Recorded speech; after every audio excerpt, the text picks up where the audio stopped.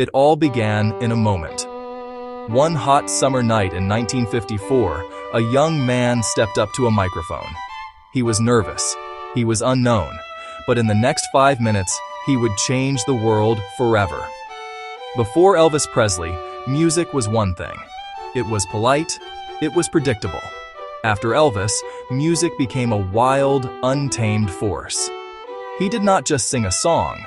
He unleashed a feeling that had been building up in the heart of a generation. The world was quiet. And then, suddenly, it was loud. The story of modern music doesn't just include Elvis. It starts with him, with a sound that was both brand new and as old as the dirt roads of the American South. Elvis Aaron Presley was born in a small two-room house in Tupelo, Mississippi on January 8, 1935. His family did not have much money, but they had faith, and they had music. He grew up singing gospel hymns in church, feeling the powerful spirit in every note. When his family moved to Memphis, Tennessee, a new world of sound opened up to him. He could hear the raw, emotional blues from the legendary Beale Street. He could hear the heartfelt stories of country music playing on the radio.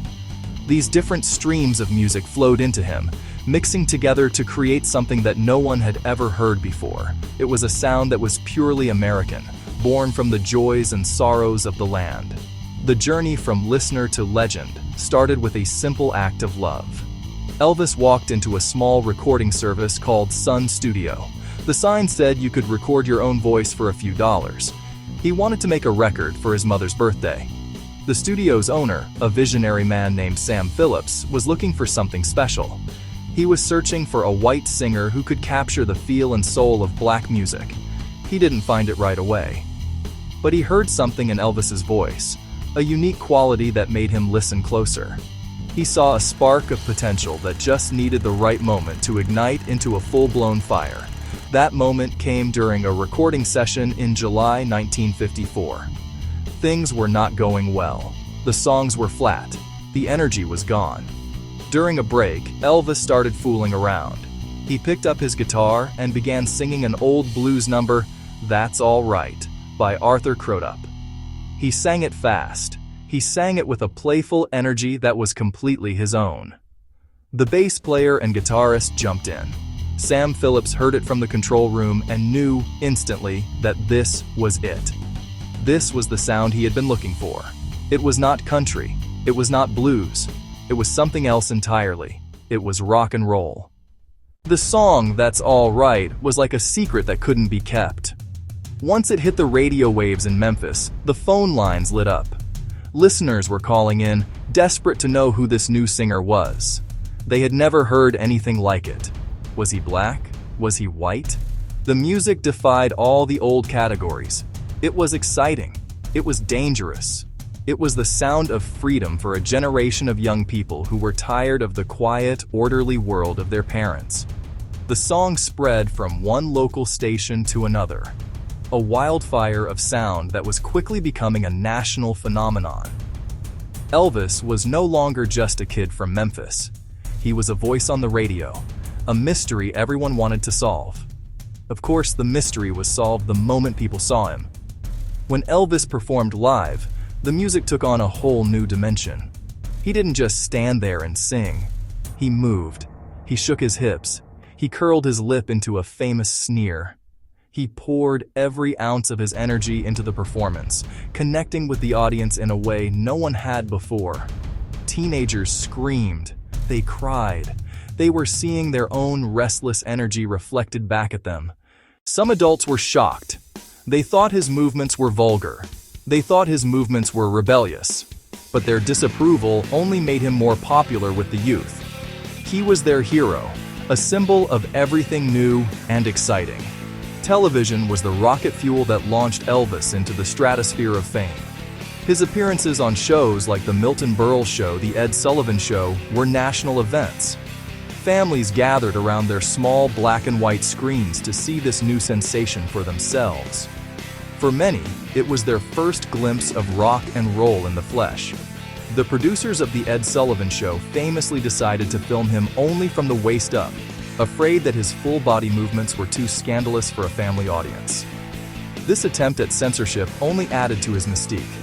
It made him seem even more rebellious, and his fans loved him all the more for it. His style was as revolutionary as his music. In an era of gray flannel suits, Elvis exploded onto the scene in bright pinks, blacks, golds. He wore his collars turned up. He styled his hair in a way that was bold and different.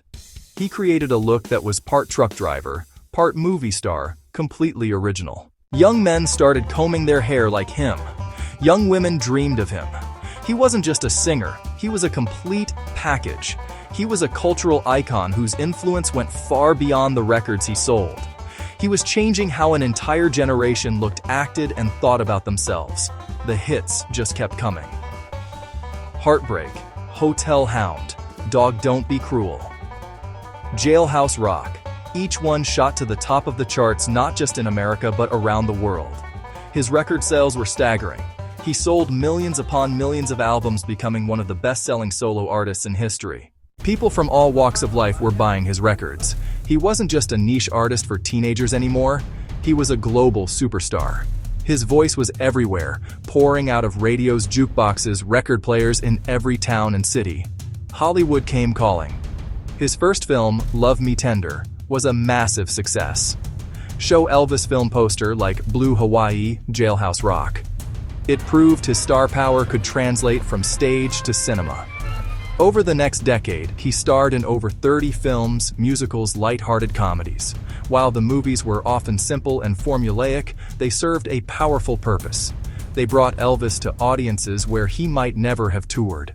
They cemented his image as a handsome, charming hero. Each film featured new songs which became instant hits and fueled his dominance of the charts. Elvis's greatest accomplishment wasn't just numbers. It was the cultural shift he created. He took the sounds of rhythm and blues, which had largely been confined to black audiences, and brought them into the mainstream. By blending them with country and gospel, he created a fusion that broke down barriers. He acted as a bridge, introducing white teenagers to the power and soul of black music. His immense popularity made the impact irreversible. He opened a door that could never be closed, paving the way for countless artists of all races. They called him the King of Rock and Roll. Before him, rock and roll was a fringe movement. Elvis placed it squarely in the center. He made it the dominant sound of youth culture. He gave it a face, a voice, and a swagger. He proved this music wasn't a passing fad, but a powerful artistic and commercial force. He was more than a singer. He was a pioneer who redrew the map of American music. And his kingdom was built on a foundation of 3 chords and the truth. At the absolute peak of his fame, Elvis did something that shocked the world. He stepped away. In 1958, he was drafted into the U.S. Army. He could have requested special treatment, but he chose to serve as a regular soldier. Gold jackets, army uniform, guitar rifle. For 2 years, he was stationed in Germany, away from the recording studios and the movie sets. This period changed him, forcing him to mature outside of the spotlight. His service also showed a different side of him to the American public. It proved he was not just a rebel, he was also a patriot, a young man willing to do his duty for his country. When he returned from the army in 1960, the music world had changed. The raw energy of the 1950s had softened. Elvis adapted, recording smoother ballads like "Can't Help Falling in Love, Are You Lonesome Tonight?" While these songs were huge hits, some fans missed the wild rock and roller of his early days. For most of the 1960s, he focused on his film career, releasing a steady stream of movies and soundtracks. He seemed to have settled into a comfortable but less exciting phase of his career. The King seemed to have lost some of his edge, and a new generation of rock bands was capturing the public's imagination. Then came 1968. Elvis decided it was time to remind the world who he was. He planned a television special, which would become known as the 1968 Comeback Special. Dressed head to toe in black leather, he looked lean, dangerous, and more powerful than ever. He took to a small stage, surrounded by his old bandmates and a live audience, and tore through his classic hits with a fire that had been missing for years. It was a stunning performance. He was not just singing the songs, he was reclaiming his throne. The special was a massive success, reminding everyone that the King was back and he was better than ever. The comeback special launched the final glittering chapter of his career, the Las Vegas years. He began a series of residencies at the International Hotel, performing to sold-out crowds night after night. These were not small rock and roll shows, they were grand spectacles. Elvis was backed by a full orchestra and a gospel choir. He wore his famous sequined jumpsuits, looking every bit the royal figure he was. These shows redefined what a Las Vegas performance could be. They showcased his incredible vocal range and his unmatched charisma as a live entertainer, cementing his status as one of the greatest performers of all time. As he once said, "Ambition is a dream with a V8 engine." That pretty much sums it up. Elvis Presley's influence did not end with his music. It radiated outward, touching every part of popular culture. He fundamentally changed men's fashion, making flashy clothes and styled hair not just acceptable, but cool. His dance moves, once considered scandalous, became a standard part of the rock and roll performance vocabulary. He was a symbol of rebellion, but also of a uniquely American brand of cool. He showed that you could be an outsider and still become the biggest star in the world. He was a cultural force who challenged norms and opened up new possibilities for self-expression for millions of people. His legacy is also written in the music of those who came after him. From the Beatles to Bruce Springsteen, countless artists have cited Elvis as a primary inspiration. John Lennon famously said, "Before Elvis, there was nothing."